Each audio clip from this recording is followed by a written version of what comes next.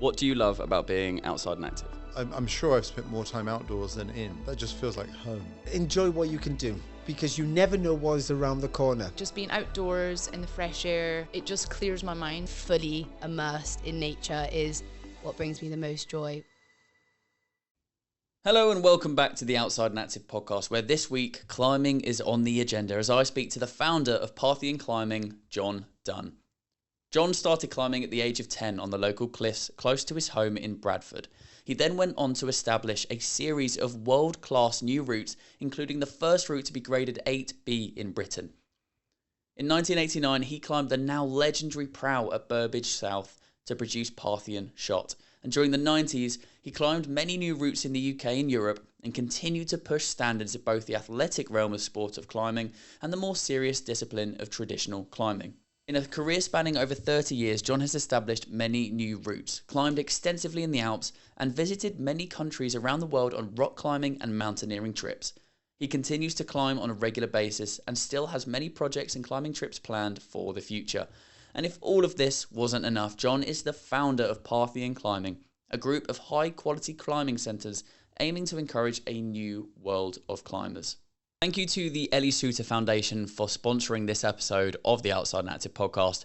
I'll speak about them in a little bit, but just before we jump into the episode, the National Snow Week is coming up very, very soon. It's made up of the National Snow Show Birmingham and the London Snow Show, and we're incredibly happy to be offering free tickets to both of these shows when you head to the nationalsnowweek.com website. We can find out all information about the dates that it's on and the speakers and the exhibitors at the show.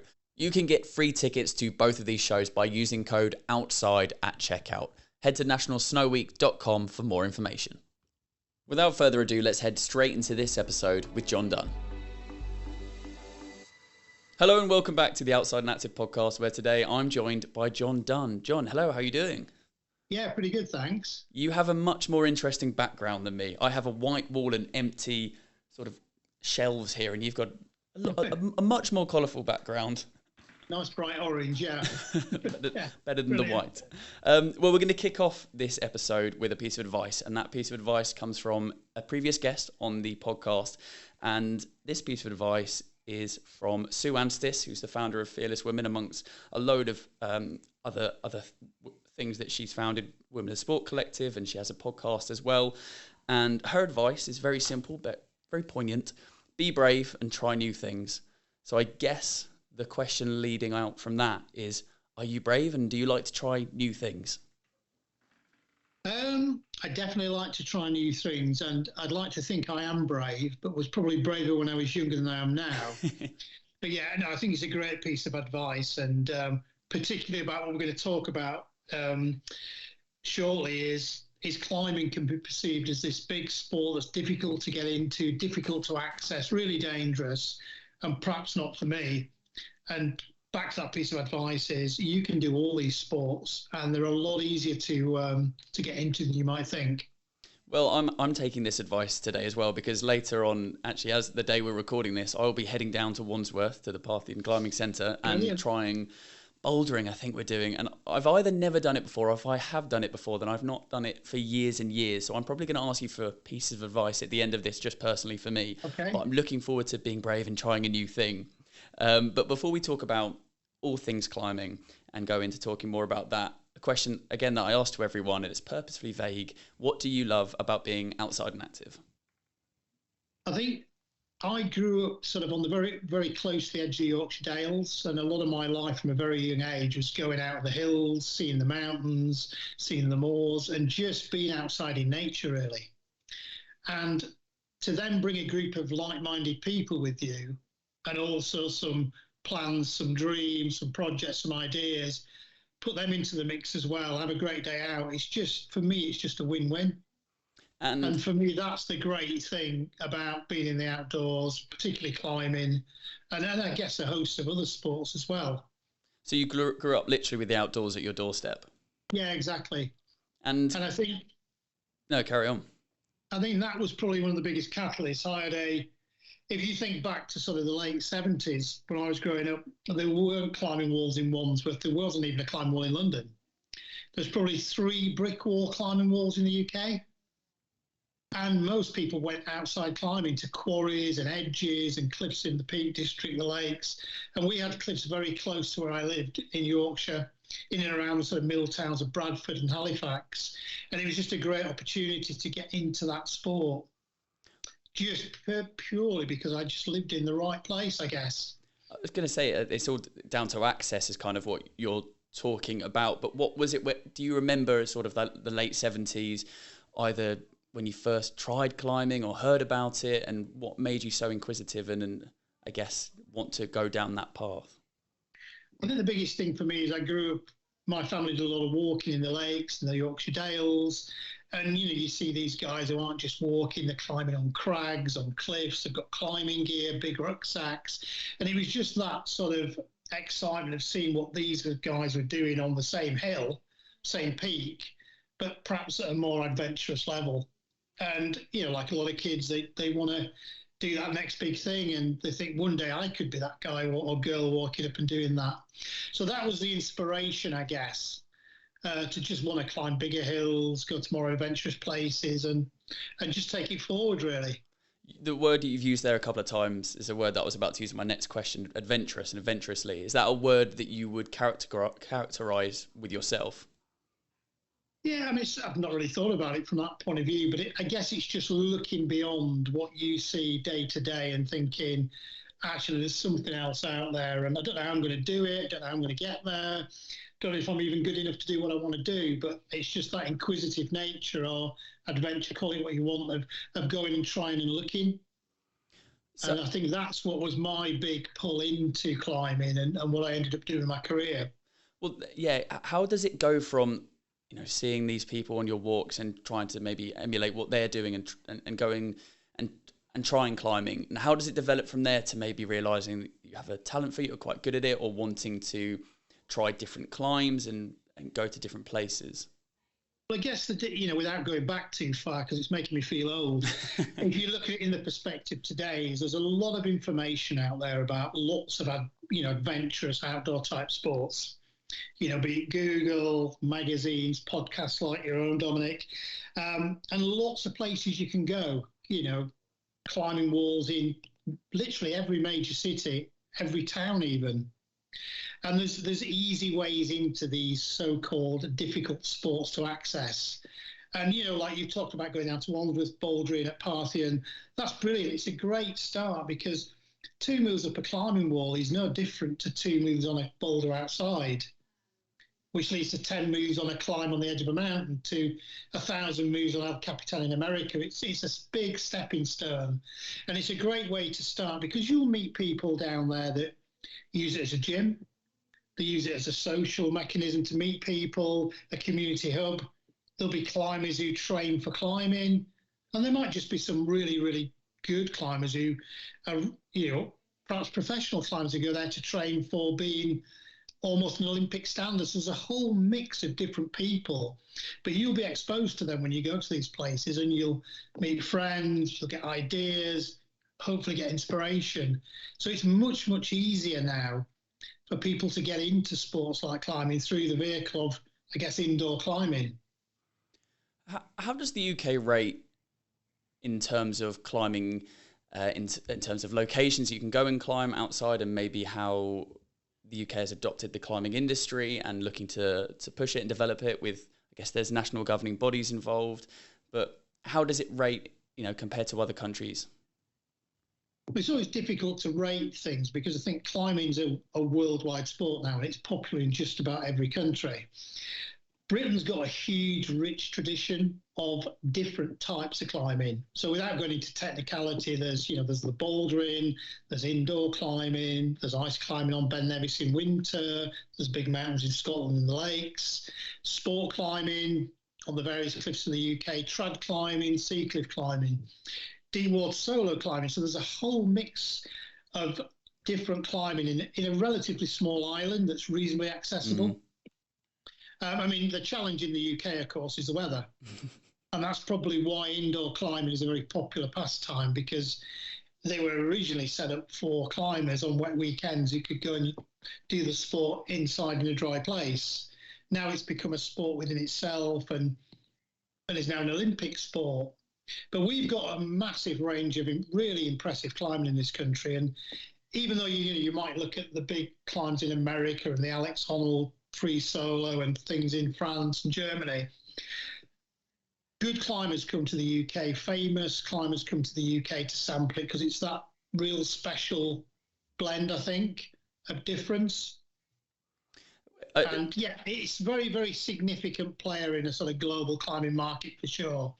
It just reminded me when you were talking about the different types of climbing and potentially the different gradings as well, because I was lucky enough to speak to Pete Whitaker on this podcast, and because there will be a lot of people listening that will be climbers and know about climbing, but there also will be people listening to this have listened for a long time and they might not know as much. And I asked him, can you explain the grading system? And he went, I don't think I could in a short amount of time, but there are letters and numbers that kind of will show how difficult a climb is. I guess what is it from your point of view? It's a bit of a poison chalice question, and people did a really good job in deflecting it. It's a hugely complex issue, and quite subjective, because people find different grades different for different body types, different height, different sizes. But there's a broad range of grades there that are really good, particularly for people coming into the sport who need to know where the start is. And I always sort of akin it to a gym, that if you're starting a new gym membership and you've never been in a gym before, if you can lift a 5 kilogram dumbbell successfully, you might do a 7, a 10, a 12. There's a measure, some quantity, you know where you are. And I think climbing has got that in the various grade elements. It's when you get to the very elite top end that it all becomes a little bit difficult to understand, which I guess is where Pete Whitaker is. And so it's difficult for him to be really accurate there. But it's a very interesting topic. But I mean, I often say to people, don't do it for the grade. Do it for the pure pleasure of doing it. Climb a piece of rock or a boulder because it looks amazing, or you want to do it, or you're having fun with your friends. And you can get a little bit hung up on the grade thing sometimes. I'm just going to jump into this conversation for a second to tell you a bit more about this week's sponsor, the Ellie Souter Foundation, which was set up to support young winter sports athletes through funding initiatives and coaching them through the pressures of professional competition following the tragic death of Ellie Souter in 2018. Importantly, the foundation is now focused on raising awareness of the dangers of concussion and has recently partnered with Impact Online Concussion Testing. The Impact Baseline Test is an online assessment which measures functioning of the brain in a healthy state. Take the test and store it on the free app provided so you can carry it with you. In the unfortunate event you experience a concussion, you can then sit a post-traumatic test to help the medical professionals determine changes from your original test and help you with your recovery. You can purchase your online test at www.theelliesouter.foundation. I like that mentality. When you're climbing outdoors and visiting new places and taking on climbs, is that what you're looking for? Are you looking for a certain climb that maybe you think, oh, that's going to challenge me, or that is something that either hasn't been climbed before? What is it for you that's sort of your motivation? Yeah, I mean, I guess everybody's different, but if I look back to sort of perhaps when I was what you might term in modern terms a professional climber, I did a lot of first ascents, pieces of rock that had never been climbed. And I've probably done maybe 100, little over 100 new climbs established in various areas around the world. But that was mainly because I looked at a piece of rock and thought, that looks amazing. It's a really big feature. A bit like when you look across London, it's obvious what's going to catch your eye, the Shard. You're going to go, wow. And as a climber, I look at that and think, oh, I'd like to climb that, or the walkie-talkie building. Yeah. Well, climbing's the same. You look at a big rock face, and there's lots and lots of rock faces that are very similar and very boring, all look the same. And then there's those ones that stand out, and they're the real, what they call king lines. So for me, if I go to a new area, or even a new climbing wall, I'll be going, that looks amazing. And hopefully you're good enough to climb it. It doesn't always work that way. Hopefully, fingers crossed. Hard and you can't climb it. But if you can, that's a real bonus. And you'll go to Wandsworth and you'll see some eye-catching, amazing pink, blue, green holes and go, wow, wonder if I can do that. So for me, that's the real hook of it looks amazing, want to do it. I mean, if I go skiing, I'd look down a peak and go, wow, that run looks really good. What level is it? Can I do it? I wouldn't go, I've got to go and find a black route that's really narrow and really gnarly and really horrible. But I know lots of people who would, and they'd really, really enjoy the difficulty and the hard nature of the climb or the ski run or the mountain run or whatever. And that's a great thing about these types of sports is you can come at it from whatever angle you want. You almost reluctantly said professional climber there, but I'm interested of how that career path or how that actually becomes a legitimate thing that you would be able to make a living from climbing.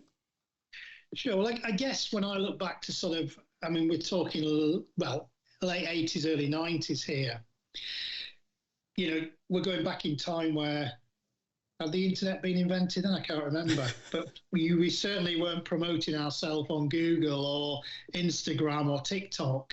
It was the monthly climbing magazine on W.H. Smith's shelf. And I've got, I don't know, maybe a couple of dozen front pages and articles and pull out inside spreads. And that's where you add a value to a sponsor who goes, well, he's got my gear on, he's got my jackets, my helmet, my boots. And you can, to some extent, monetize that, or they would support you in developing product with them to allow you to go climbing. I mean, it was a real hand-to-mouth existence, let's be honest. It was small amounts of money that just allowed you to go and do some climbing to advance your own dream. Often the equipment is useful because if you're climbing every day, you are going to use a lot of boots, a lot of ropes, etc., etc.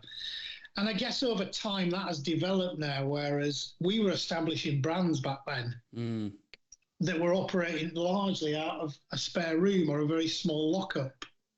Now they're multi-million-pound brands, where actually they don't need the hardcore climbers anymore as much as they need the mass market. The climber who's going to get into climbing for the first time and buy some beginner climbing shoes and not just the elite ones. So the market's changed hugely. And you can see that with brands, like the North Face and Adidas and et cetera, et cetera. And I think now the climbers are doing it in a different way. It's a lot more around video and podcasts and Instagram and that can be monetized. But they're supporting brands and they're building brands with their reputation. Yeah, you said about the development over the brands in that time of the brands over that time period. If you kind of scaled out and looked holistically at the climbing industry over that period of time from the late 80s to now, is there quite a significant difference in that landscape and maybe more of an investment into it as well? Well, I mean, it's like any business, isn't it? If you think about, if you take the simple, I mean, I still am sponsored by a company called Scarpa, who make climbing shoes, mountaineering boots. They've supported me since, I guess, the very early 90s. And I love their shoes, but they've grown exponentially because the user base has grown. Their growth in the early days when I used to work with them closely in the 90s was about how do we make the best boots so that people buy our boots instead of another brand's boots.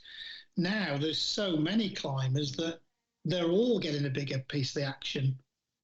And they're all, doing a range of boots from intro level, advanced kids shoes, extreme shoes, performance shoes. So I guess the pizza's bigger now. Does that make sense? Yeah, and almost like creating new categories, like you said, in the different types of shoes there. And new brands. There's not a year goes by where there maybe is another 5 or 6 new brands who are all making great gear. I mean, I'm not saying the market's infinite, but it is growing hugely. And as is climbing and indoor climbing and that, and also the understanding of the sport. 15, 20 years ago, people say, what do you do for a living, John? I'm a climber. And they're like, oh, God. Are you the guys who don't wash? Are you the guys who sleep on the side of the road? And, you were classed as a dirtbag, I guess, back then, whereas now it's quite trendy to see you climb. I'll regularly go on the tube in London and see, climbers with the climbing shoes hung on the rucksack, and that's a regular sight. Yeah, definitely. And that's really good for the sport. I think it's a genuine sport. It's a great sport to get into. It's really community focused, social, and I think that attracts a lot of people. Tell me a bit about competition climbing and why you were so instrumental in it coming to the UK in was it the late 1980s as well, or was it? Yeah, it was. I guess it was. I mean, I competed in some of the very first climbing competitions in Europe, and they were actually at the time on outside cliffs. So quite controversially, the Italians and the French would find a new cliff somewhere in the south of France or the mountains of Italy. They'd bulldoze a road to the bottom and they'd manufacture an outside climbing wall and run a competition on it with 5,000 to 10,000 people watching. So as a young lad of, I don't know, 18, 19, the spectacle of that was amazing. Wow. But obviously the conservation element too is they were, cutting trees down, abusing the rock. It needed to change. And really at that time, that's when the sport started to come into indoor arenas. Where instead of seeing a climbing competition on the side of a mountainside in the Alps, it was in Bercy or some big sports hall in Grenoble or Nice on a man-made structure. And I was sort of one of the young up-and-coming climbers in Britain that wanted our country, our governing body, the powers that be to embrace competition climbing, because I was right there on the cusp of it. And there was a real reluctance at the time to do that. It was like, it's this evil thing that isn't real climbing, and there's no place in the Olympics for climbing. It's all about, guys who go outside and do the real thing, and it's challenging and dangerous. And I was on both sides of the fence. I did both types of climbing, but I was young and I got very frustrated with it. And, I got involved in a bit of a project to do an outside climbing competition in the UK. And that was a real tipping point with, I guess, a very conservative climbing element in the UK. But the upshot of that is the governing body did take it on board and realise that they had to do something and they had to support it. And then you started to see competition climbing coming into the UK, into sports halls, and the sport started to grow. So I'm not saying it was the best way of doing it, but we're all young, and it was one of those sort of, I guess, frustrating times where it seemed like the only way that we were going to get people to listen. And for clarity for people that might not know much more about competition climbing, but I guess 1v1, either indoor or outdoor, looking to scale a wall at a certain speed, or are there different types of well, there's different types. Climbing? I mean, back then it was what's called a difficulty competition, where you'd have a set route up a 15-metre high wall, designed so that very few people got to the top, if any, and you were all scaled on the height you got to. So you might get 7 metres, I might get 2 metres. So by virtue of that, there's a sort of, first, second, third, fourth. Now they've introduced bouldering to it as well. So there's a set amount of boulder problems that are set and devised, and I think you're timed on, how far you get on the boulder problem, how quick you do it, how many you can do in a set period. And then there's speed climbing, which is a set of holes up a 17-metre wall. And again, that's purely on speed. It's like 100 metres. It's incredible, that. Vertically. So there are 3 different elements to it. So, I guess it's like looking at athletics where, you've got the sprinters who are usually powerful, they're your boulderers. You've got your sport climbers, difficulty climbers who are probably your 400-metre runners. And then you've got your speed climbers who are somewhere between the two.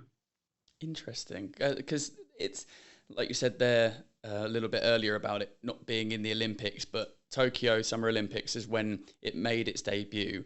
How big of a moment was that for the industry, and also how was it received? I think it was a massive moment because it was a show sport in Tokyo. So I think that's a situation where it's going to be done once. It may not be done again. Now, it's in Paris next year in 2024. So and it's in Los Angeles in 2028. So it's now been accepted as and It may change. I mean, there are talk of dropping speed climbing and bringing bouldering and various things within the mix, but climbing is there as some level of sport, and I think that's a huge, huge positive.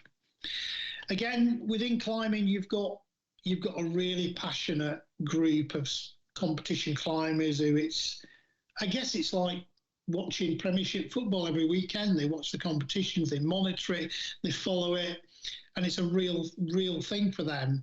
Then you've got a lot of climbers who are not interested in it. They see a climbing wall as a means for training, as a means to going out on the rock face. So many different facets to it.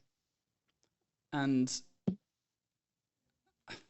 I guess how can you see that potentially being in the Olympics? It's going to have so many more people watching it, having eyes on it. It's going to be used. Well, it will already have had this effect, but inspiring a new group of people, the next generation, to think, open its eyes to climbing. Look, I was very lucky. I got into climbing because I lived next to real rocks and real climbing. If I'd have lived in East London, slightly different. Wouldn't have had that privilege because there are no climbs there. Probably would never have climbed in my life. So these, very young kids who are going to get into it, pretty much every town and city in Britain have got a climbing wall they can go to. And the more people that climb from a broader range of backgrounds, the more chance you're going to get real talent. So you're not just going to get talent that you might have a gold medalist and they win in the Olympics. It's amazing. You're going to change lives within those demographic groups, because it has a lot of positives, climbing.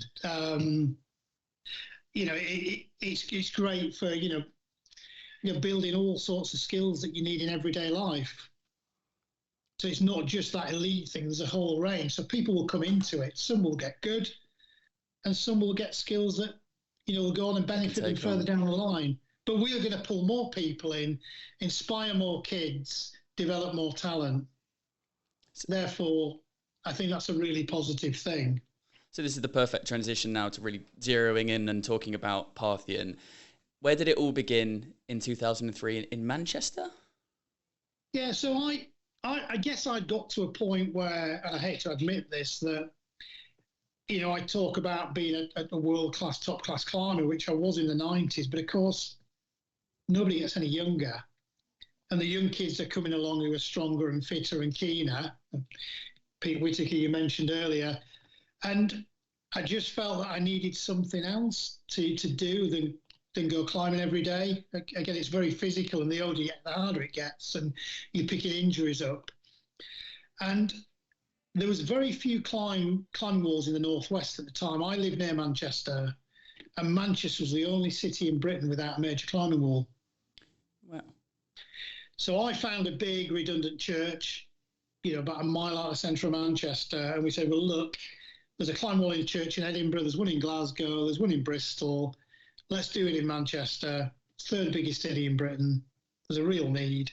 And it was really successful. And that's how it started.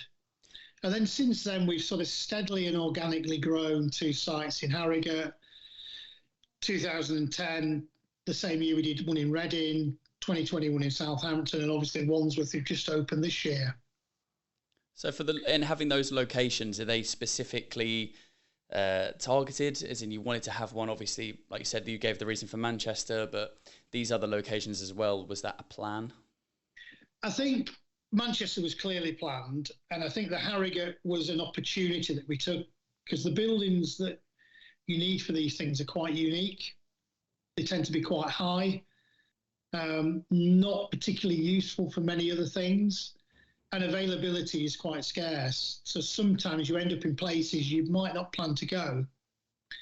I mean, the Reading project was a building that was offered to us. We'd never even thought of going to Reading.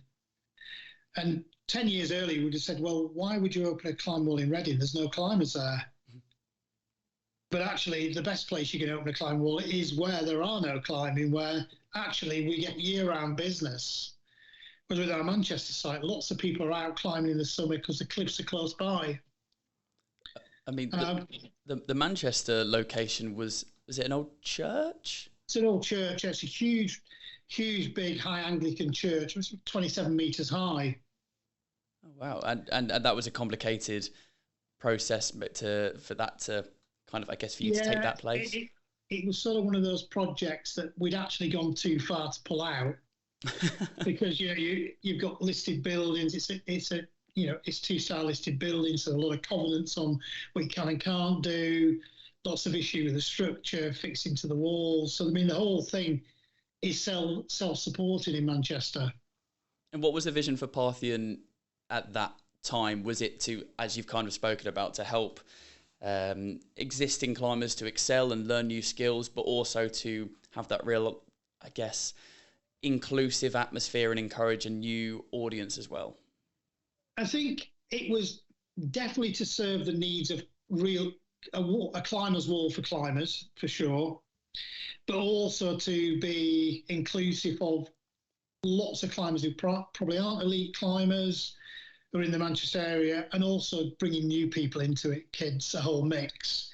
We realised very early on that, most climbers go outside climbing when the weather's good.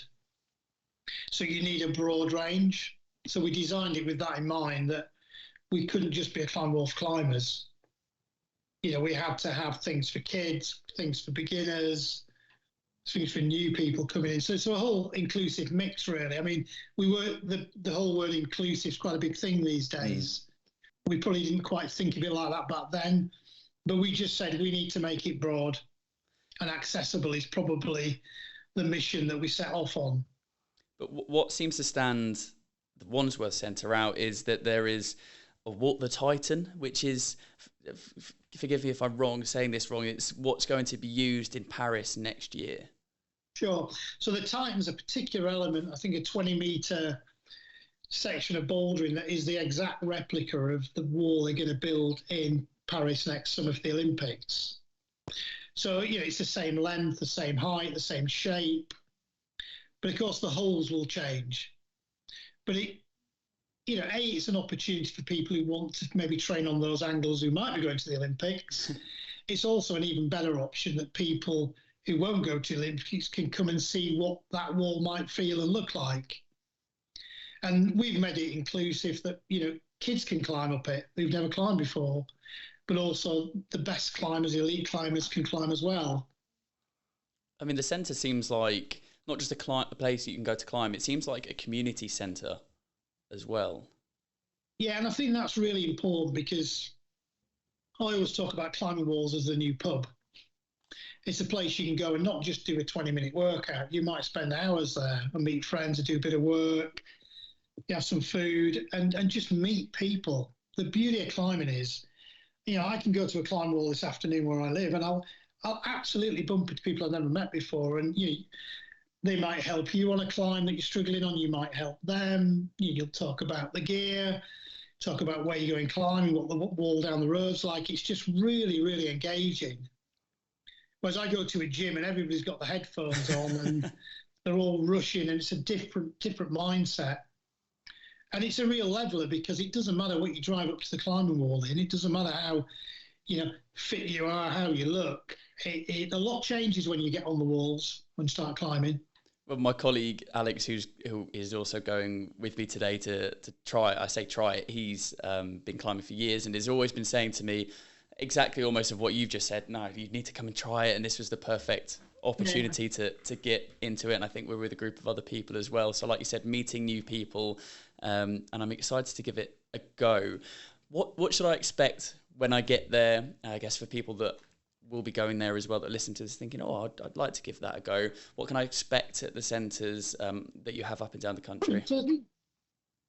I think obviously, if you've never climbed before, you're going to hire some shoes. So we've got a whole range of shoes on there. So you've got the right footwear. You're going to go up there. And the first thing I say to people is, have a look around the centre, sort of familiarise yourself with, what you're going to be climbing on, what it looks like. Have a look at the graded board on the side, some huge graded boards that are really good in saying, look, try something in your comfort zone to start with, build a bit of confidence and then build up. So it's back to the 10 kilogram dumbbell. You might find that really easy to lift. So, hey, do it first and then try the 12, 15. So it's a progressive experience like that. And then you'll get into things and you'll start to work as a group pretty quickly, or as a pair, or however many you're going down with. And hopefully you'll come away feeling, well, I always say, if you can walk away feeling better than when you walked in, that's a great result. And you'll see some other people down there. I think you'll have a really good time. Yeah, well, it circles back round to the advice I had at the beginning: is try new things. So I'm looking forward to that. And thank you very much for coming on and talking about your experiences with climbing, but also talking about Parthian as well. I guess I'm going to ask you for a piece of advice in a minute for a guest coming on in the near future. But what's your piece of advice for me as well, going bouldering for the first time, or for the first time in a long, long time? What should I be doing? What's your advice? Well, the best piece of advice for climbing is if you don't let go, you don't have a problem. I think just go and enjoy it. And maybe, like I said, go in, and if you like the look of some holes, go and give it a try. And just see if you can pull on them and just have some fun.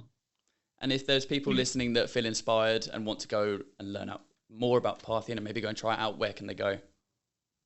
So I think, we'd love everybody to come to our climbing centres, but there may be people on this podcast who are in Bristol, Birmingham, all over the UK. I mean, I would just Google indoor climbing in whatever area you live in, and it will absolutely bring you a series of indoor climbing centres with really clear websites where you can go. There's also another one called the Association of British Climbing Walls, the ABC, and they've got sort of a map on there. So, if you're in Aberdeen, you click on the Aberdeen link and it will take you to a climbing wall. So there's sort of no excuse really, Dominic, for finding a climbing wall wherever you live.